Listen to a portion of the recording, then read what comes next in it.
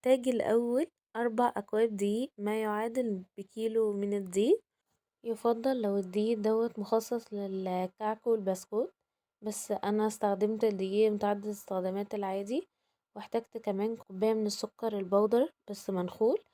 ويفضل ان السكر ده يكون جاهز، لو مش جاهز وضربينه في البيت تحط عليه معلقة كبيرة من النشا، لان السكر اللي بيتجاب من بره بيبقى محطوط عليه كمية بسيطة من النشا. واحتاجت كوبايتين من السمنة البلدي او العادية، مش مشكلة خالص، بس تكون قبل ما تشتغلوا فيها تكون مدخلينها التلاجة، تكون كده طرية وفي نفس الوقت مش ناشفة قوي ومش طرية قوي. وبعد كده جبت العجين، حطيت فيه السمنة وحطيت فيه السكر البودر وهضربهم. ممكن تضربوه بالمضرب الكهربائي العادي، وممكن تضربوه كمان بايديكوا لغاية ما السكر يدوب خالص مع السمنة ويبقى مكون معايا قوام كريمي كده.